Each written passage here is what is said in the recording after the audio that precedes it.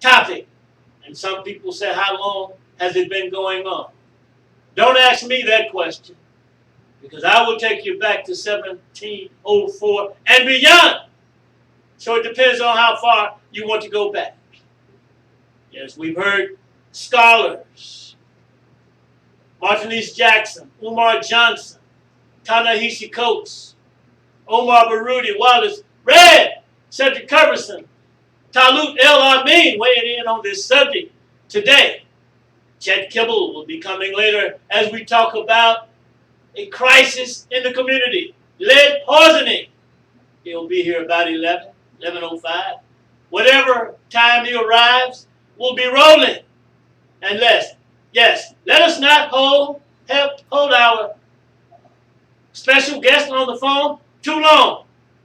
Welcome to the show, Attorney Martinez Jackson. Go right ahead, sir. Tell us about yourself, your background, how you got into law, and your interest in the prison pipeline. Go ahead, sir. Going great.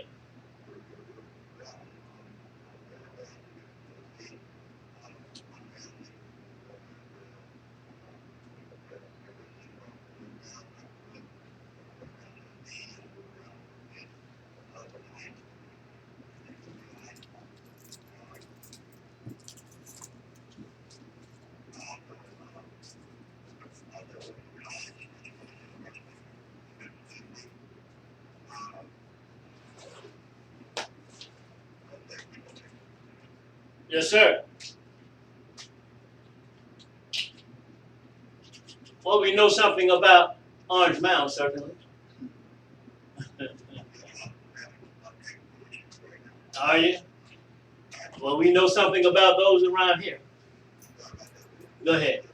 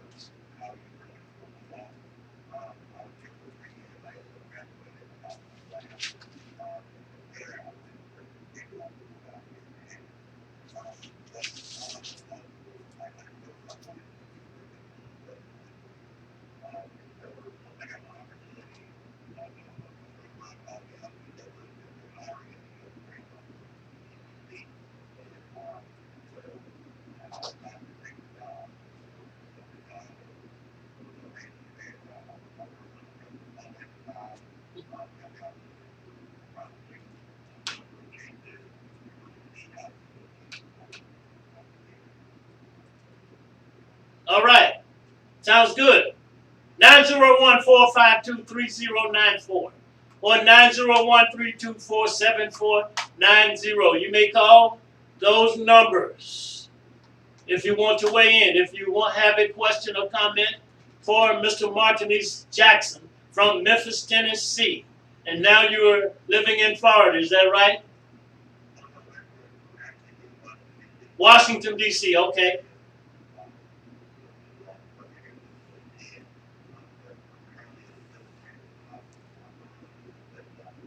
Okay, very good. I want to ask you, we want to thank Omar Baruti, by the way, for connecting us, introducing us to you, and putting us together and having you on the show today.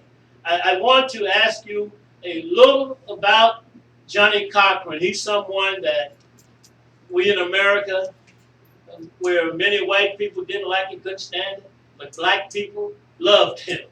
In fact, when we saw that verdict dealing with the O.J. Simpson case, you could see, if you want to contrast and compare, you can see the jubilancy, Cedric, in black people, African Americans, when he won that case, and you can see very well the dislike and hatred among the white people. Listen, truth is truth.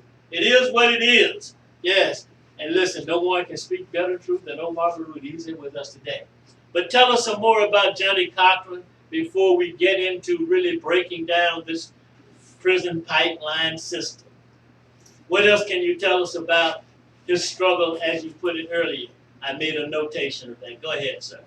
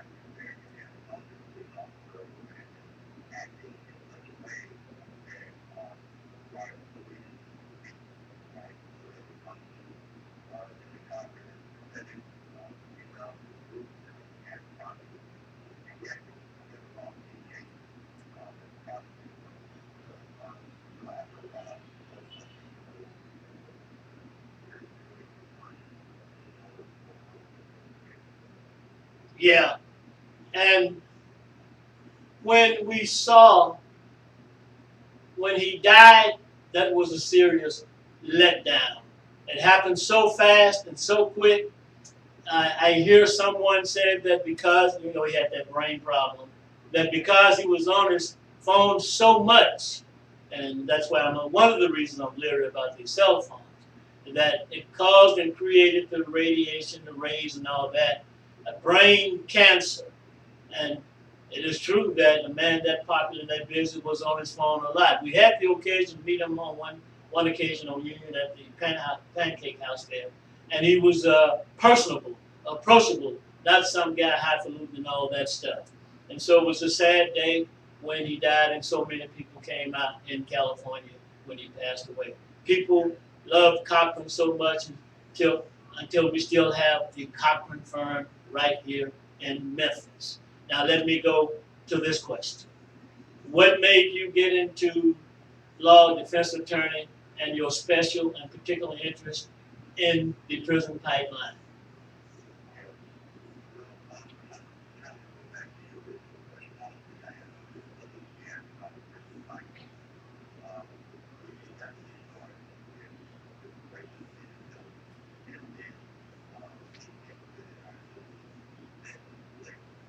Mm-hmm.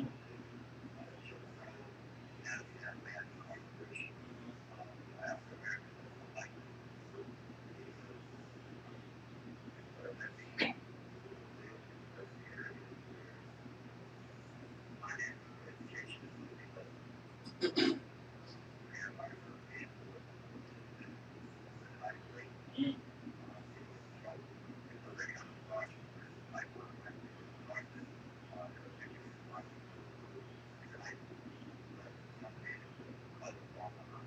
Mm-hmm.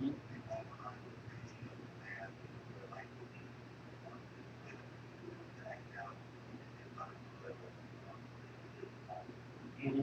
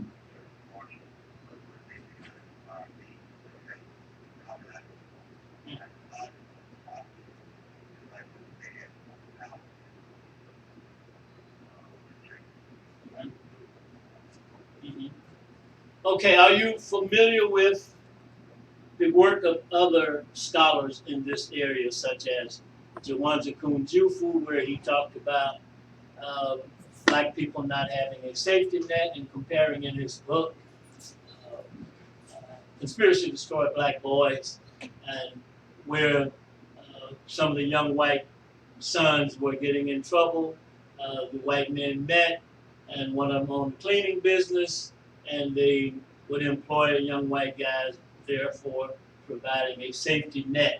But Kunjufu goes on to explain much of what you just said, and the key in his book, well, what stood out to me was that one of the things that we need as a people are those safety nets. Then you have Umar Johnson talking and speaking eloquently about the prison pipeline. You've had, as I stated earlier, Ta-Nehisi Coates, and definitely Ms. Michelle Alexander. So those scholars and their writings, people and their material, something that we can build on as we talk about what we are going to do about this situation. Go ahead, sir.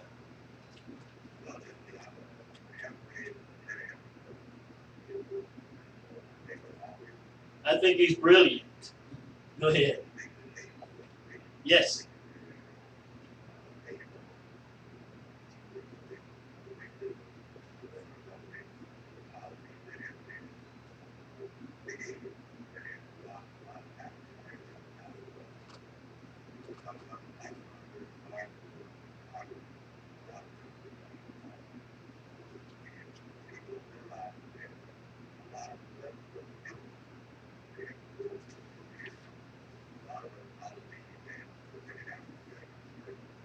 Yes.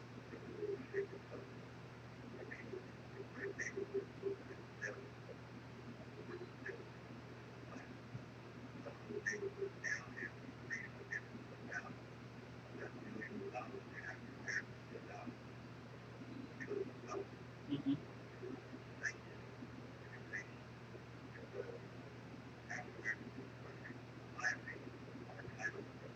Mm-hmm.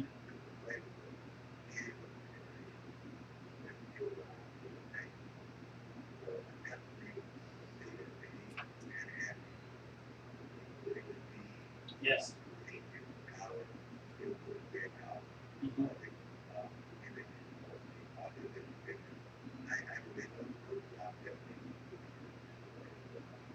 Absolutely. We're right here at 901-452-3094. Give us a call. Pick up the phone. Call us right here at 901-324-7490. AM 1600, Lakeland, Memphis.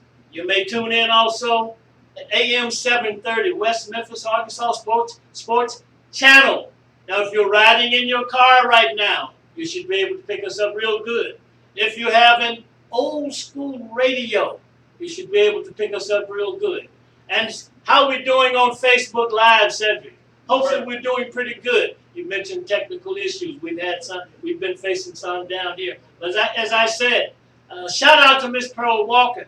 Heads up, Adimu Ali. A promise made, a promise kept. We are continuing to work. Call us right here, 901-452-3094. Call us at 901-324-7490. As I said, we have Omar Baruti in the studio who connected us today. Go ahead, Omar. I'd like to thank my brother for coming on. We really need to hear this perspective because so many of our people are awake. I'd like to thank my sister because I would have never known this brother's name except Brother Glenn said, contact this brother. This is what he's about, and see if we can get him onto the radio so that the listening audience can hear what he has to say because he's out there in the front line defending our children. So I didn't know the brother, but she said contact him. Look, that's my sister. She's a sister soldier. Yeah. In the trenches with all of us. So when I appreciate you, brother, really do. I wanted to ask the brother, since you're into the justice system, and I got in fact today, as a prison minister, I've been in prison system in and out for the past almost 40 years. one of the young men I met in prison, who had gone to prison for a crime he did not commit. And he just got out some days ago. And when he called me, I was as happy as I could have floated off this phone. Because in his 30 plus years of being in prison, he has written legal briefs for guys who are in prison who have suffered injustice. And finally, he himself is able to walk out. But I want to ask Attorney Jackson, in your work, can you give us some examples of that disparity in the criminal justice system that's affecting our children?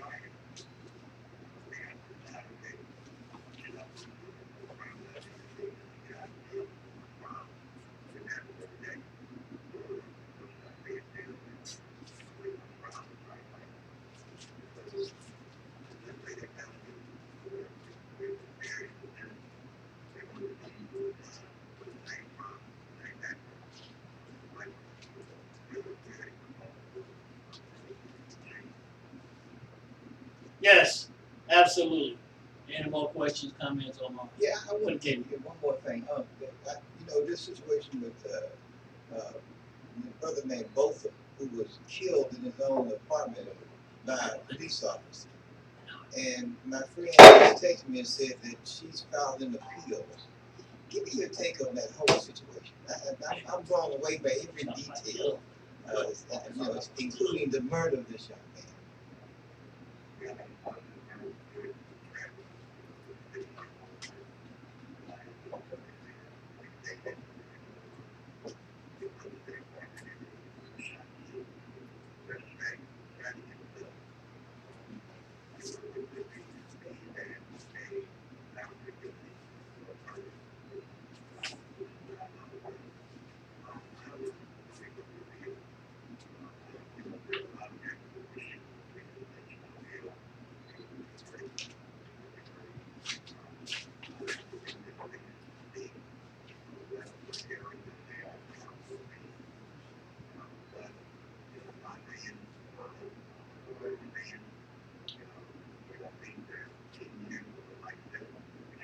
Two lights.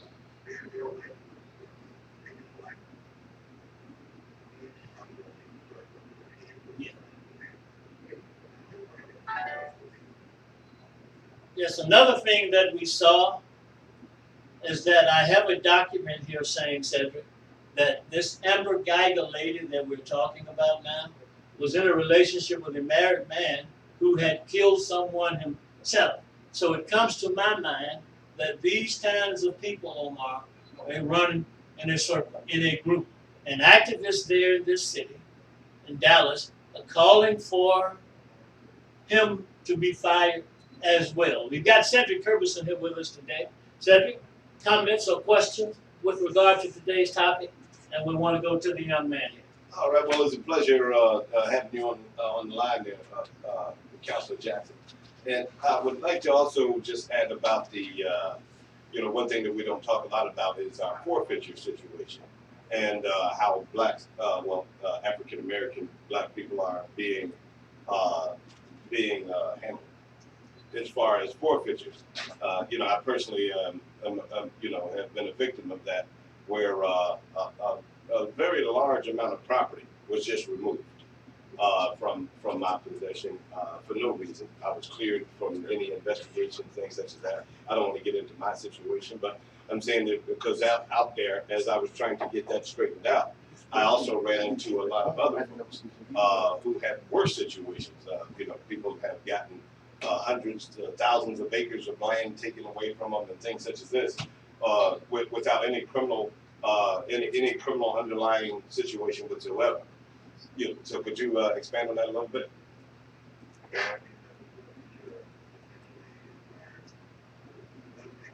Thank you, Sam. This one is working.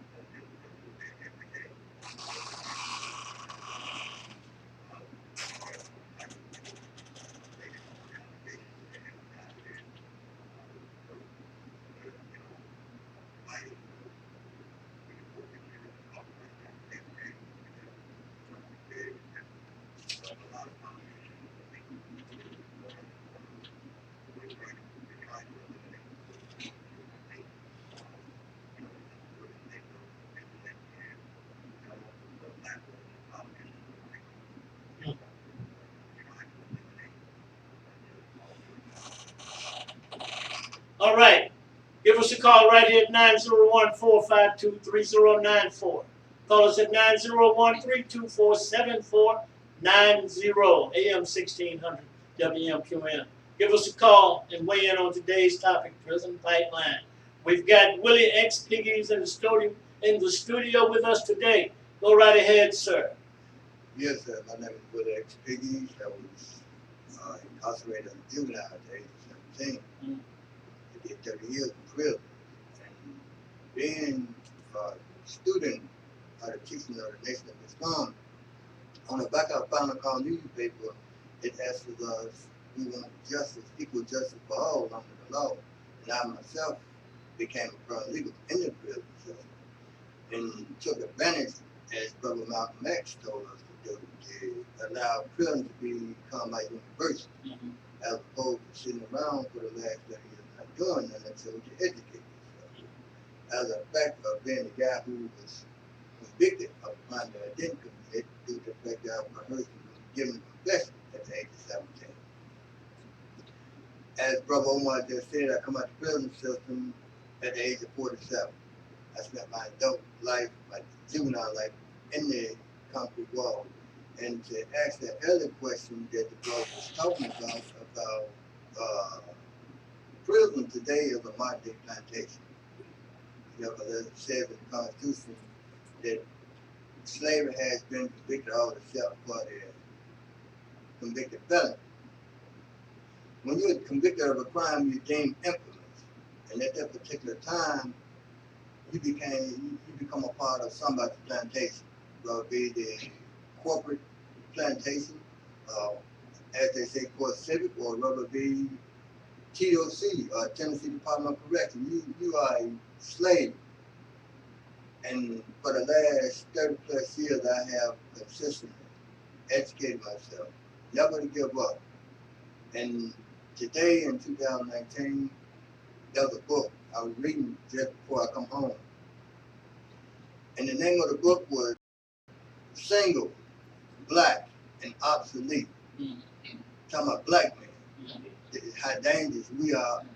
And I was like, it's 2019. How is there a black man is dangerous in 2019? A black man is dangerous in 2019 when he's uneducated. That would make some sense. And not only that, being a juvenile, I focus now on juvenile justice, because also juveniles are when we are. A juvenile is likely to enter the prison system between the ages of 8 to 18, he's more likely to see a jail before he's more likely to graduate high school.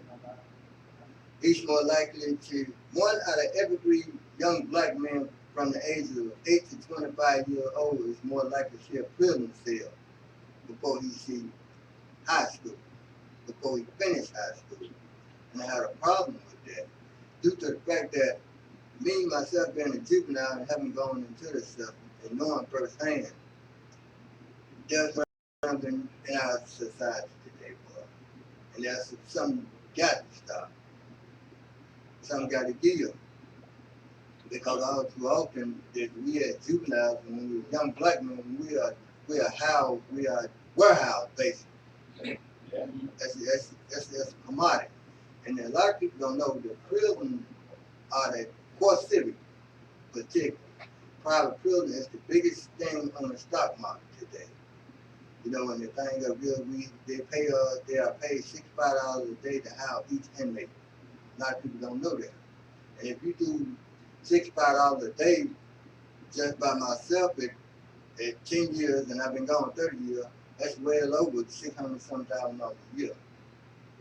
And a lot of times that we are not given it justice from the juvenile court system to the criminal court system or the appellate court system, due to the fact that a lot of us don't know our rights. Our parents don't know our rights. So when the police say something, because they are in authority, do what the police tell you. Obey the police. But the police ain't always on your side. And just like the public defender's office, it's not for you, like the asked the brother said earlier. The public defender's office is paid by the state. Their next step is to become prosecutor. It's rare that you see public defenders defending because they're cop-out lawyers. Plead guilty. This is my best offer for you. You know, hey, what if I didn't commit the crime? What then? Well, hey, you got to do what you got to do, folks. I can only offer you this. Okay. All right. 901-452-3094, 901-324-7490. Attorney Jackson, have you had much contact with brothers such as Mr. Piggy's here, prison, inmates, etc., and what has been your experience?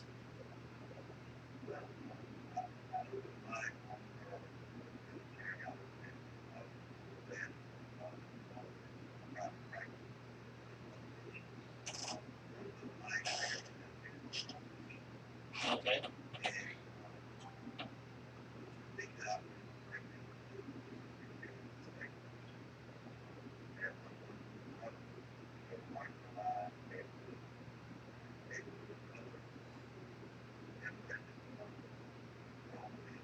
Mm-hmm. Mm-hmm.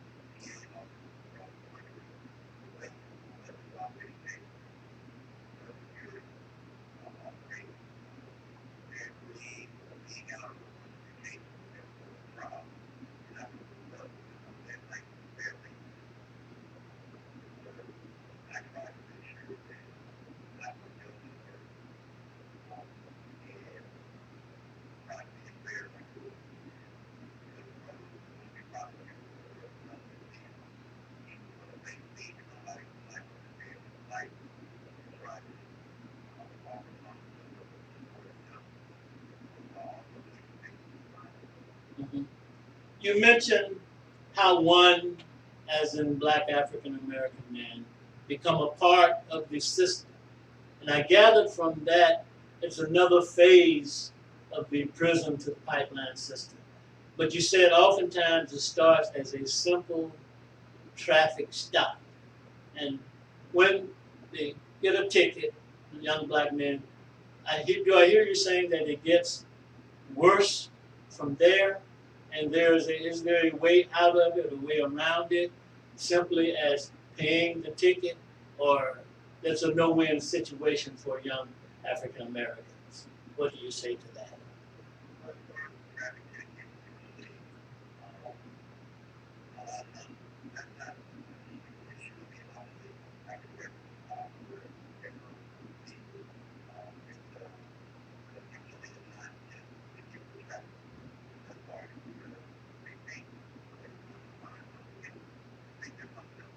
Yes. Mhm. Mhm.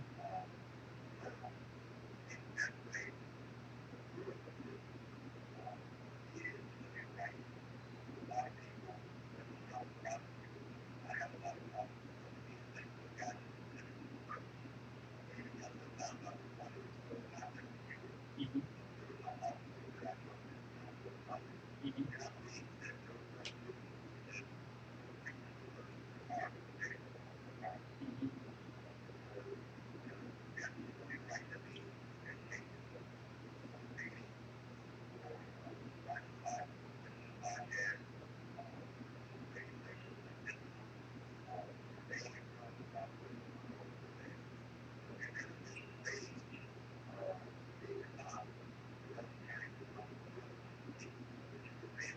Mhm.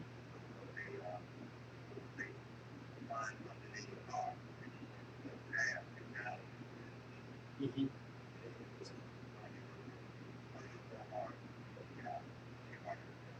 So do I hear you saying that, of course, I rarely get stopped because I'm an older guy, with a somewhat of a long gray beard.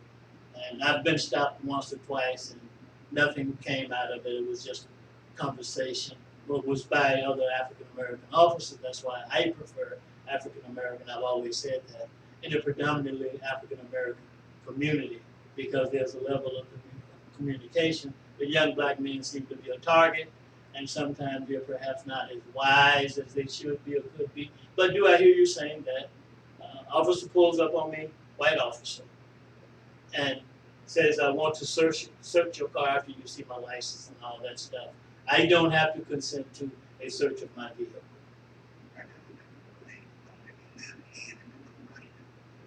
Mm.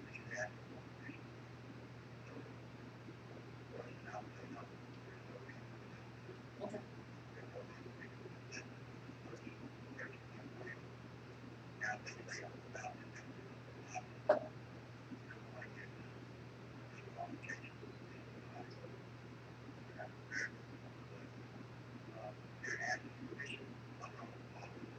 Okay. All right. Cedric, Yes, sir. go right ahead, sir. Well, I also would like to weigh in on what the brother Pigley said. Piggies? Piggies. Now, 30 years incarcerated and without proper information, things such as that is too much of this going on. I personally did 6 years and was cleared later on after my 6 years. Now you're cleared, but what does that mean? Your time is gone. But let me just tell you, there is hope, and I say that because inside those walls, it is not what you see on TV.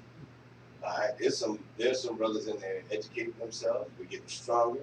We have a communication line that travels all across this country, and we are united and we are making a change. After you send somebody to hell, it's hard to scare them again. You know what I'm saying? It's hard to really take this same person and threaten them with, "Oh, we're going to put you in jail." Yeah, and what do you say? Right. So, I would like to say that, it's not good to go to jail. Anybody taking away your freedom, anybody touching you without your consent.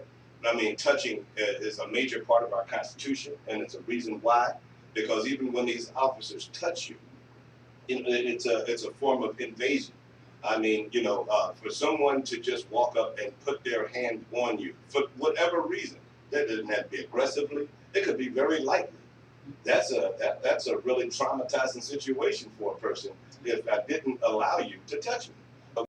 This is where the altercation, I feel as though, starts, especially with the traffic stop. These officers not knowing when they're allowed to put their hands on someone. Conversation is always ensued first, and this is something that we've been able to skip over recently. But I don't want to take a lot of time here. I really appreciate this conversation. It's very informative. Right, it's informative, a productive conversation. Let's talk a little bit about what we're going to do about it. 901-452-3094, or you may call 901-324-7490, AM 1600 and AM 730, if you will. I want to go now to Omar Baruti. You've worked in the prison system for a while, the last number of years. And let's talk some about your experience and what you are doing to help young men get into business and do for themselves. Let's go to some solutions now. Go ahead, sir. You know, the minister in Holly Springs for the Nation of Islam, the jailhouse was just 1 block from the mosque. And so every Saturday I was in the jailhouse. And they would allow me to go in unsearched and have all the inmates to come out into the hall so we could do, some services. And I could see injustice right in the jailhouse. A young man who was sitting like 3 rows back asked a question, and I was asking him a question. What are you doing here? And what are you charged with? He said he hadn't been charged with anything. I said, how long have you been here? He said, almost 7 months. I said, they're supposed to charge you with something and bring you before a grand jury for some kind of indictment somewhere in the first few days that you got locked up. And so I asked the sheriff, why is he still here? And when the sheriff looked at the book before the day was over, he was walking up out of the jail going home. Mm-hmm. But again, I saw it firsthand. I almost was a victim like my brother Willie over here. When they asked me as I was going to the store to get some sugar for my mom, where you going, nigga? And then they patted me down, put me in the back of the police car with handcuffs on, and I'm protesting, trying to tell them I'm a college student, I'm a Sunday school teacher, where you take me, what have I done? And then they look back in the back seat and say, shut up, nigga, we're going to think of something on the way to the station. And I'm thinking to myself, and really, that's when it really touched me. How many of our folk are locked up in jail because they did think of something on the way to the station, and they got prosecuted for it. But as I go on into the jail, what I've been trying to do is, I teach business, but I'm trying to teach the brothers how when you come out, you can set up something for yourself. The skills that you get in here, because some of y'all get skills in here, electric wiring, doing framing. Even when you clean the prison floors, you can open up a janitorial service. But you can get those skills in here and apply them out there, because that way when you go into business for yourself and you go and put a bid in on a contract, then they ain't asking you where you learned it at. They won't know if you can do it top quality and if you give them a good price. Right. They don't care about where you learn to cut grass at. You cut grass all over the prison. Right. And you did a fantastic job. Right. Look like a mentor when you drive up there. So take that skill you got and create a business for yourself. But again, I so many young men in prison. I see them getting, for example, up in the Whitefield in Harlan County. Here inmates who are in here for drug crimes, white inmates and black.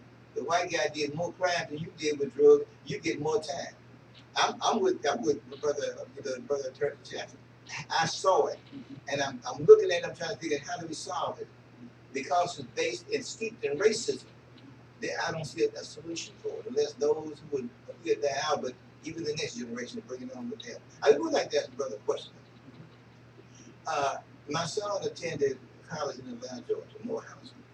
And I told him, as I told my other son who was at MTSU, if the police stop you, immediately call me and put your phone on speakerphone. Because I need to walk you through the process of what you can and what they should and should not do when they stop you, for whatever the reason they stop you. And each 3 times they stopped him in Atlanta, Georgia, and they had to pull away because he was reading his rights. And I had texted to him saying to read his rights to the police officer so they would leave him alone. But I want Attorney Jackson to tell them, listen, Harlan, what should parents do when they have children who are teenagers, maybe going out trying to make a life for themselves? What's the advice you should give to our parents, and even for those children who are not quite there yet, who are starting to get out there and get a little bit of independence while they're still in high school? Because somewhere this pipeline to prison, somewhere we got to put a plug in and stop it. We got to cut it off at the legs and keep our children getting sucked down to that pipeline. So please tell us what you think might be some good advice to give to the parents of this class.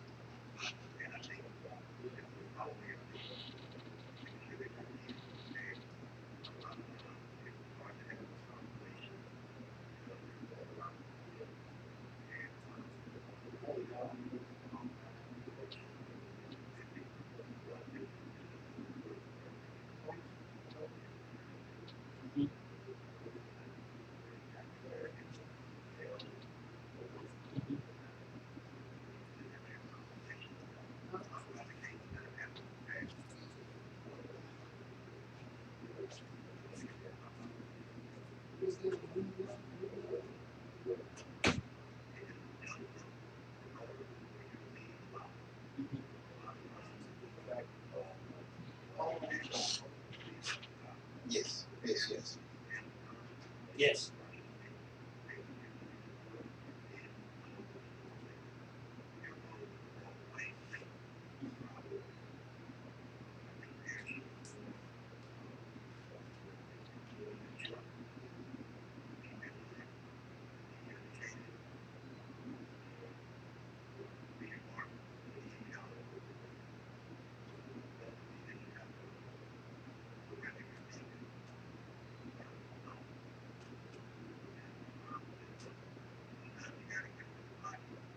Mm-hmm. Mm-hmm.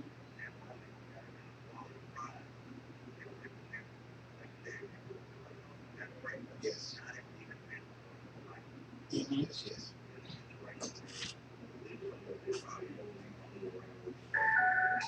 Right.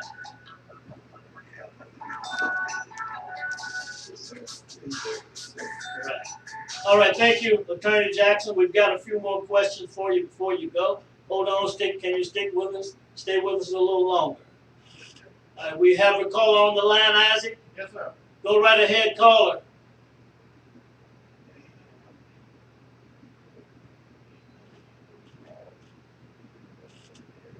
Mm-hmm.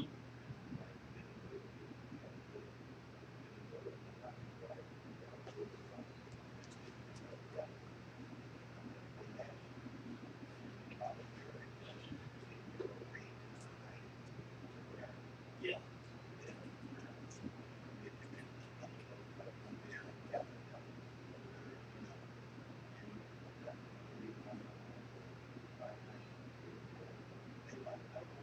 Mhm. Isn't that what happened in this Castillo case? He said, "I've got a gun," and he ended up dying. Mhm.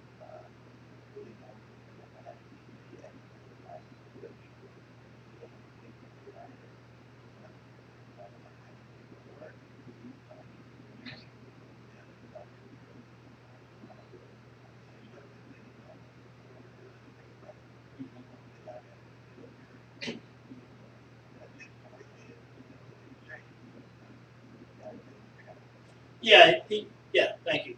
He brought up the point about reality. He also brought up something, Cedric, words, phrasing of words. Language is important.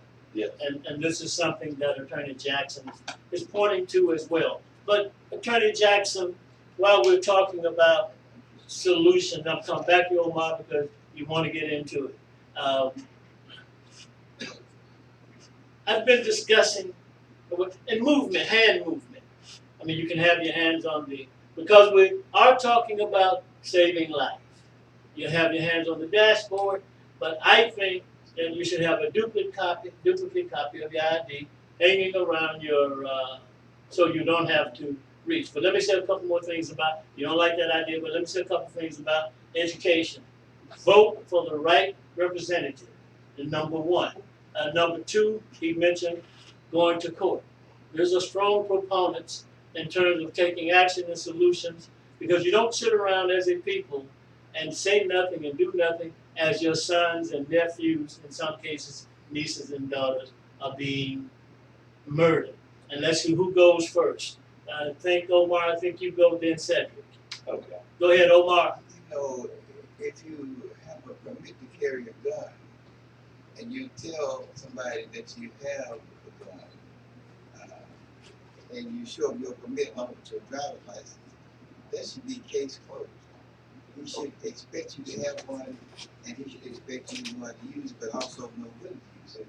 And he should not be trying to kill you because you got one. What they should do is ban guns all over the earth. Nobody needs a damn gun. Nobody. Then you can end war, or you can end what they call war. But right now, everybody wants a gun. America has outgunned there are more guns in America than are in every country on earth. America has more guns. It only makes up about 9% of the population, but it has about 90% of the guns. That's some stupidity in a country that's supposed to be one nation under God. I'd like to ask the attorney, though, what does he think about the school system we have now with police officers in the schools with guns? Because I think that's a travesty and injustice.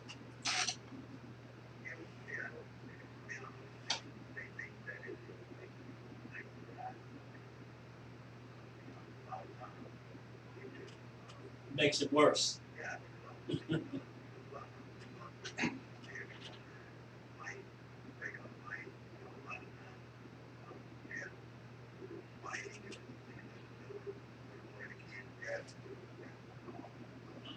Yes.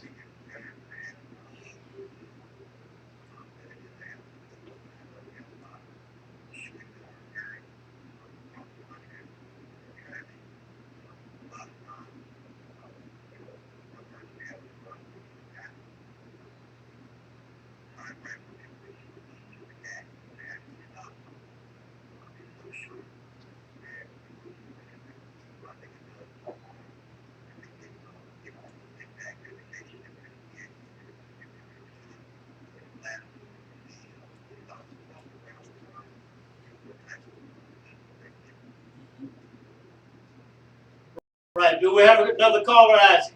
Yeah, we're gonna put the attorney on hold, and we got Mrs. Gigi on the line. Go ahead, Miss Gigi. Gigi.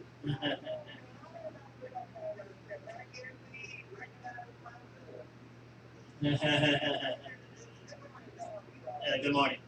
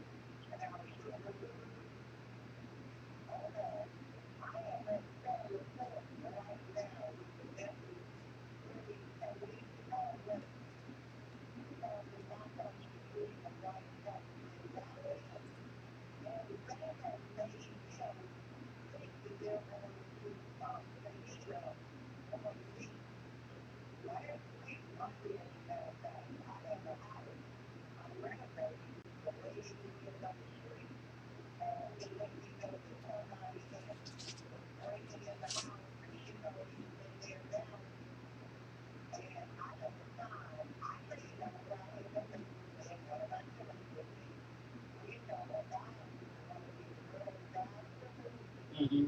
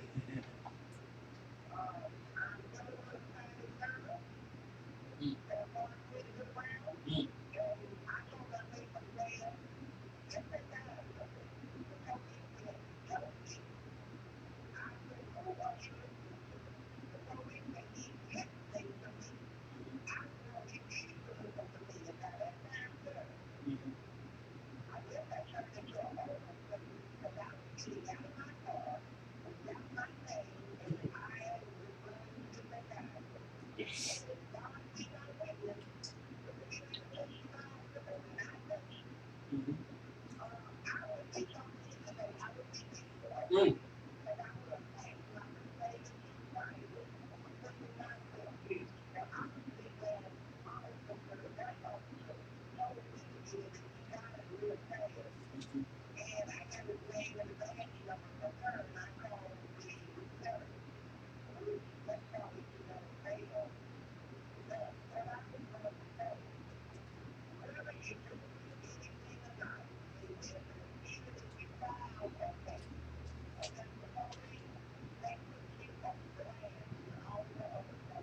Got it.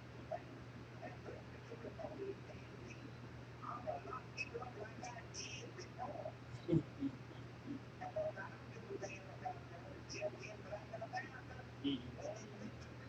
Mhm. Okay. Thank you, Miss Gigi. We appreciate you. Go ahead. All right. Okay, let's hear from Cedric, then the attorney, and make a list of things as we proceeded to. One is knowing state law, city law. Go ahead, Cedric. Yeah, well, I just wanted to weigh in a little bit on a little bit earlier. We were talking about the language when we're talking to police officers. As a guy who ran a community center for about six years, and one time I had a situation where the police had pulled me over right in front of the community center. I actually was just parking, and the police officer threw his lights on. I'm right in front of the door. So I figured this is a teachable moment for my young folks. They were outside the building. So I, lowered all my windows and I let them hear the conversation. I talked very proper and loud, so that they could hear me clearly. So I, talked to the officer nicely. He ignored everything I said. He wanted my driver's license and registration. I'm still trying to find out, well, what am I being detained for? I told him after he seemed to be a little agitated that I would like to see a superior officer. Well, before I can get the words out of my mouth, he snatched my door open, grabbed me by my jacket, and snatched me out the car and slammed me up on the side of the wall. On the side of my car. Now, I'm 50 plus years old at the time, so I don't, and I had a young lady next to me with a newborn baby in the car. So clearly we weren't in a threatening position. So, so what I'm saying is, I've tried to teach my young folks all these different languages. I thought it was so simple as just, interact in the proper way. Well, no, I realized that we have to turn it around, and these police have to understand how to interact with a civilian, how to interact with the person who's paying them, how to interact with regular, normal people. Because I've seen people out there do the Macarena for the police, and they still get beat up and knocked down and things such as this. I've been in situations where I had to actually pull police off of people, hopefully not getting shot myself. So yes, again, the language is. I keep hearing this over and over and over. People keep telling them, well, don't say this, and if you say this, you'll be okay. I'm gonna tell you, you can say what you want to say. You can dance. You can sing. You can do all kinds of things, and without the proper training for the police officer, it means nothing. Okay, Attorney Jackson. Ms. Gigi wanted you to weigh in on her question and bring it around full circle, please, sir.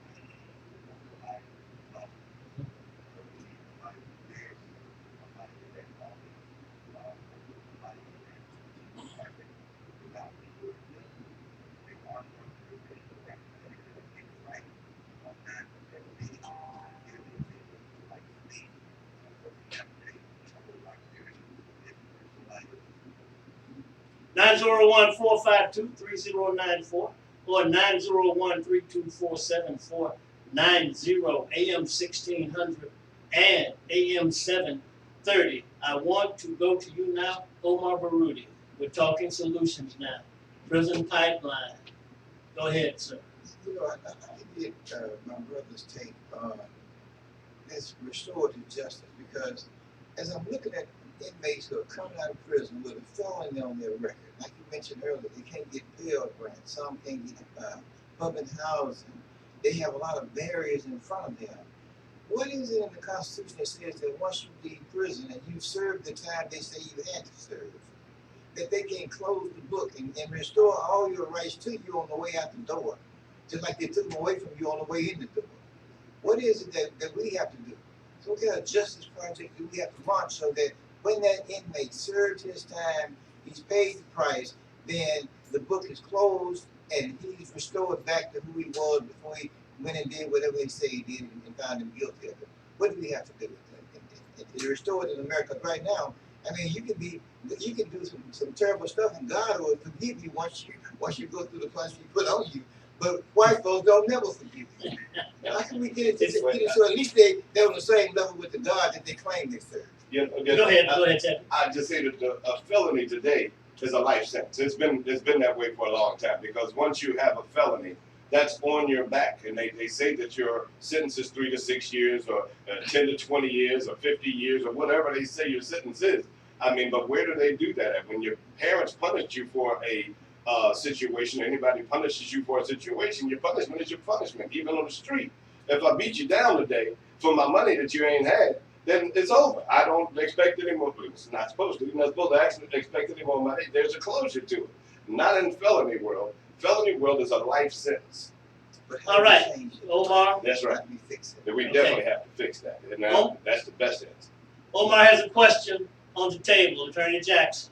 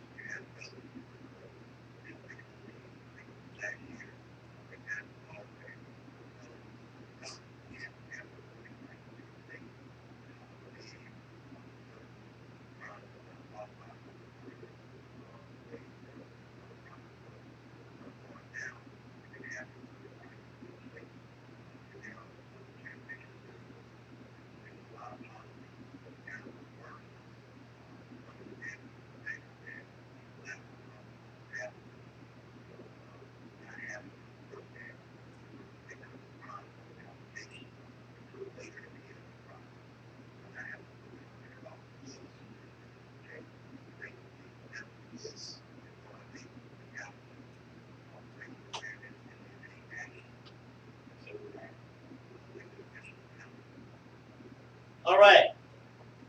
How do you mention also taking back our communities? What are your ideas in that regard, sir? Mm.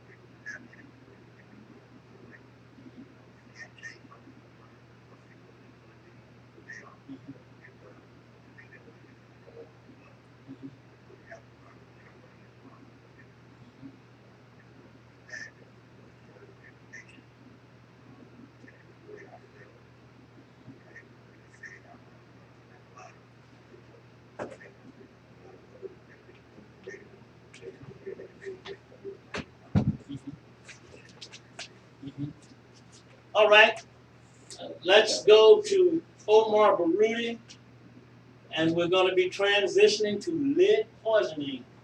Coming up shortly, Mr. Chet Kibble will be joining us next for the last 15 minutes of the show.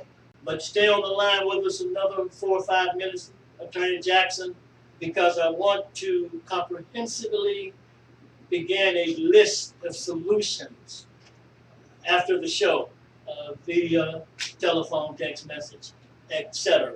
And then we'll bring that back in comprehensive form on next Sunday. Omar, take it away, sir. You know, as I listen to the subject matter today, I'm thinking about all the inmates I've seen over the years who have been in the prison industrial complex, packing coffee for Starbucks and working for Victoria's Secrets and doing all kinds of things that actually take jobs away from those in private industry, and then making pennies, and I mean literally pennies per hour for the same kind of work. And I'm thinking, why is it that these prisons who allow these corporations to come in and hire the inmates to do that kind of work, why don't they require the corporation to hire them when they get out of prison? Since now they're trained. They really know what they're doing because they've been doing it for 8-10 hours a day for 30 years. So you couldn't find a better trained, a better qualified employee. So if you're going to come in here and ask for this cheap work, then you got to hire some of these folks when they get out of here. Why don't they put a contract in place like that? And then that way it's reciprocal. Attorney Jackson, what Omar just raised, what comes to my mind is capitalism / greed. And I'm not suggesting that my position is different when it comes to money-making systems, like socialism, capitalism, and all that. When I look at the various systems, I contrast and compare capitalism, socialism. Even in this country, you cannot have a completely capitalist system, but by the same token, there is no such thing as a completely socialist system. And we'll get into that later, maybe next week, but we can get into that if you want to, Attorney Jackson. But your perspective on those 2 points, sir.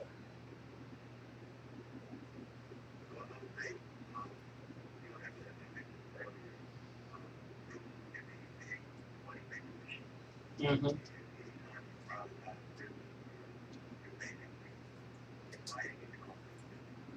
Mm. Mm-hmm. Yes. Mm-hmm.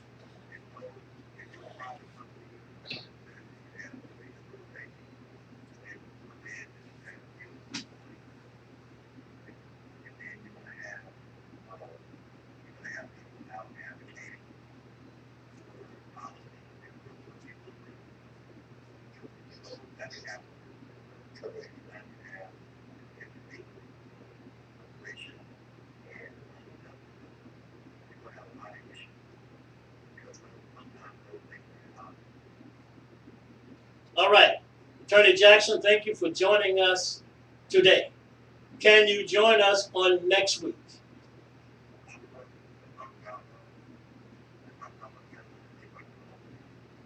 Absolutely. And we'll talk more about solutions to our problem that we face in terms of the incarceration of our loved ones.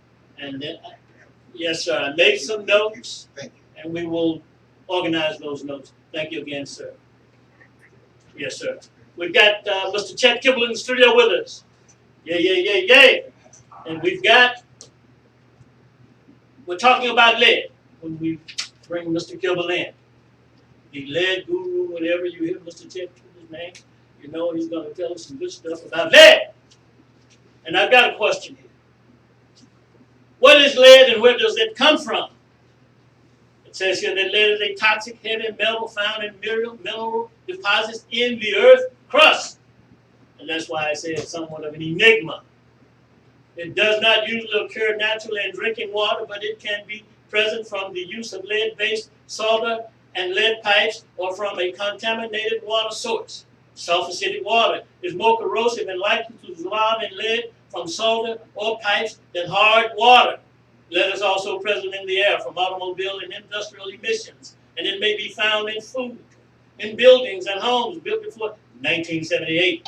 Lead may be present in paint. The U.S. Environmental Protection Agency, US EPA, determines that 20% of our total lead exposure comes from drinking water. Go ahead, sir. Well, I'm really excited to be here. Next week is going to be a very special week for us. CORE, Dr. Richmond and CORE are actually starting the movement about making our city adapt to the lead exposure that we have. So they're going to be starting their movement next Wednesday. They're going to start the first protest. It's going to be down at Light Gas and Water at 8 o'clock that morning. We'll start at 8:30.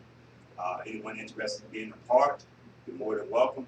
Also, one of the things I was brought to my attention after we came on the last show is that I started talking about lead without bringing some people to the level of where some of the other people were who knew what our problem was, what lead was, and that was good. You just gave an explanation. But most people think that lead exposure is a thing of the past. That's really not true. Most people think that most lead exposures happen from kids eating lead paint. Again, that's not true.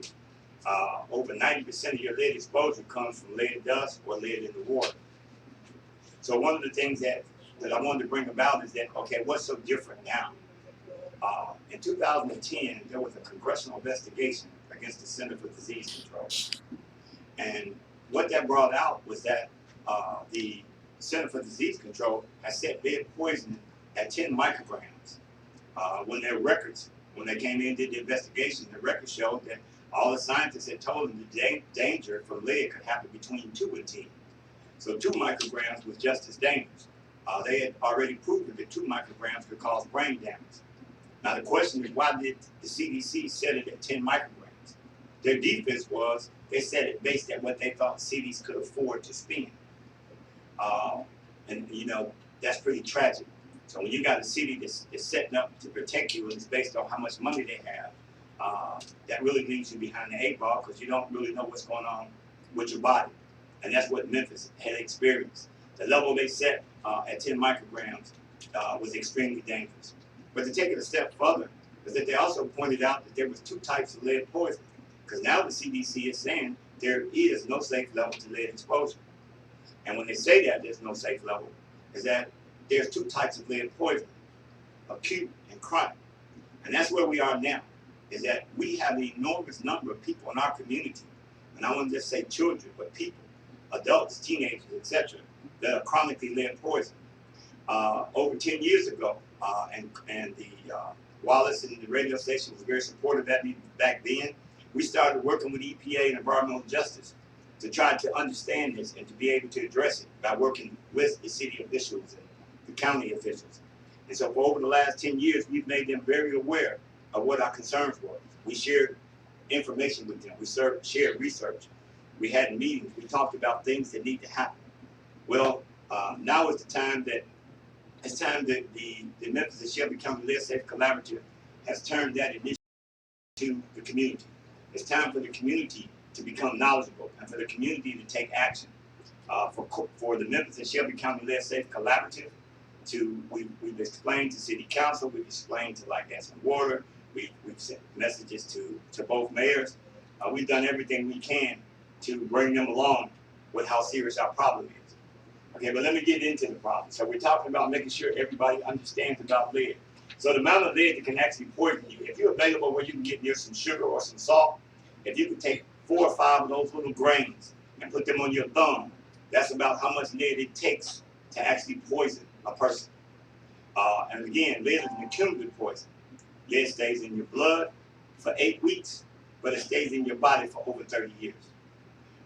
And so those are the things that when we look at our records. So we also went back and we pulled the records in Memphis. But before I do that, let me talk a little bit about some of the harm that lead does. Now there's over 21 signs and symptoms from lead exposure. Okay, and that can include tiredness, sleep problems, dizziness, irritability, nervousness, headaches, difficulty concentrating, depression, forgetfulness, hyperactivity, risk of foot drop, weakness, clumsiness, joint and muscle pain, vomiting, loss of appetite, stomach aches, constipation, nausea. But then the key things is there's some health effects. We have 9 health effects: anemia, high blood pressure, damage to blood forming formations, kidney disease, brain damage, nerve damage, decreased fertility, premature births, and miscarriages. But you know what's really most important about lead is these articles here. It says you may not know that you have lead poisoning. Lead can cause damage without signs or symptoms. Okay, lead poisoning is sometimes mistaken for the flu. I had a young man that worked for me at Light, Gas, and Water to tell me the area he was doing. I explained to him what was going on. He said I explained why he thought he had the flu so often. Once or twice a month, he felt like he had the flu. Okay? And then the final one that says the health effects of lead poisoning are often difficult to recognize. So we just named all of those illnesses, but a lot of times we think of those as old age or what you eat. You know, that you're not eating properly, when you develop gout or you have arthritis or bronchitis. Okay, lead can cause these things. But you just read off a little bit about what lead was. But one of the questions I want to ask, well, better I'll present this, is that when you take an X-ray and you go and they go stand behind this wall or they put this little plate over you to protect certain parts of your body, normally that's lead. Okay, why is that? The reason it is that radioactive material can't penetrate lead. And it's one of the only elements that you can't destroy. If you put it in fire, it gets stronger. And they tell you not to use hot water. And again, I want to say this to our community. Don't use hot water to do anything if you're going to be cooking. Because it's already been, if lead is in the water, that's going to heat it up. Okay, and it's going to make the lead stronger. So lead can't be destroyed. Lead was once a radioactive material. Because of where it was buried and what it was doing, it's one of the only elements that radioactive material can't penetrate. So any amount of that in the body is extremely dangerous. When I pick out the two things, if I had to pick out the two illnesses that bother me the most about lead that affected our community, it would be with brain damage. Lead causes brain damage. It also causes high blood pressure. High blood pressure triggers a lot of things: heart attack, stroke, etc. People who have lupus need to avoid lead at all costs, because people with lupus, if they get high blood pressure, it triggers a problem for them, okay? An episode. You know, you'll have people with lupus. Some days they can't get out of bed because they're aching. Right? So they need to stay away from lead at all costs. Then we talk about sickle cell. Our community has a lot of people in our community that have sickle cell. Lead is one of the elements that causes people with sickle cell to have real serious problems. People with sickle cell don't have enough red blood cells. Their blood cells don't live long enough, and they don't carry enough oxygen. Lead attaches to the red blood cells, prevents them from reproducing properly, and over 90% of the lead is stored in your body, is stored in the bones. And so these are things that we need to understand. So when we talk about we have a serious problem in Memphis, we do have a serious problem in Memphis. Now my question to city officials and anyone who's listening, what do you call an epidemic? What percentage of a community has to be affected by it for you to call it an epidemic? Our research shows us that Memphis is in the middle of an epidemic. And when we go back and we talk about chronic lead poisoning, and that's where the body actually stores this lead, and it was talked about. It exists. You have acute poisoning, which is whatever level the health department set to that. We've lowered that level now. But it's still, the level is still based on what the health department can spend, not what's safe. There is no safe level for lead exposure. So now we have ours set at 5 micrograms. And that's again based on their budget. But because of the community that we have and the exposure that we've had in the past, we should be like Maryland and like California, to where our goal is zero tolerance. The goal is to shoot for no exposure. And we have communities that should have zero tolerance. So again, the goal today was for me to go back and explain to people what lead was and what's different now. Well, it's not about eating lead paint, okay? We also have lead water lines in our community. And what a community should do that has long-term exposure is that you need to limit any exposure to your citizens. We need to have a filter program. That's one of the things that we're going to start pushing for. Okay. Everybody in certain areas should have a filter program. And we want to get people more educated. We want to give you can go to our website at gettoleadoutmemphis.org. I want to thank Joyce and our other administrative assistants that have kept that site up good. You can see our research. You can go on and you can see the health department reports. You can see the blood tests. One of the things that came up recently from the federal government, they admitted that there's 3,000 cities sicker than Flint.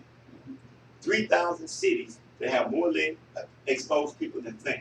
And so the question we had Where's Memphis? Okay, where do we fit in at? Is Memphis somewhere near the Well, top, second? yeah, well, but as a matter of fact, we're second in Region 4. All EPA could share with me was the records that they have for Region 4. And Region 4 consists of 8 states: Kentucky, Tennessee, North Carolina, South Carolina, Georgia, Florida, Alabama, and Mississippi. Out of all of those states, we're talking about 8 states and 8 tribes, we have the second highest level number of lead poisoned people. And I really believe that number is higher than that because our health department was limited on their testing. They test a small percentage of the children. Well, let me ask you this. You cannot destroy lead. True. Where should lead be housed? And how should it be housed? Okay, well, they do. There are certain applications where lead is still fit and it works, but you know where it's at, like in car batteries and different things. So there's applications for lead, but lead being absorbed in the human body is a no-no. Okay. Okay, and so anything that's going to expose the community, especially our community, we have to take a zero tolerance. We also need to, when I say we need the support of the people, in order to get the support, the people need to know how serious the situation is, and that's what we want to do a better job of getting to the community, letting them know. Again, if you can get to our website at gettoleadoutmemphis.org. We also have an email address at gettoleadoutmemphis@gmail.com. And we also have a phone number that you can call. It's 609-4538.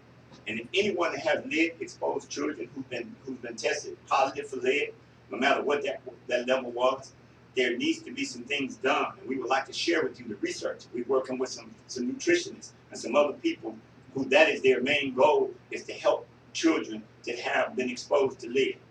And there's a program they can qualify for. It's called IDEA, Individuals Disability Education Act. Okay. We're short on time. I have more material here for you. Right. Perhaps we'll come back next week, but I want to give others the opportunity to weigh in with a question or comment. Mr. Kilby, Yes, sir. starting with Omar Baruti. Go ahead, Omar. Since we are short on time, I'd like to thank the listening audience for tuning in. And remember, this is Black History Month. November. December is going to be Black History Month.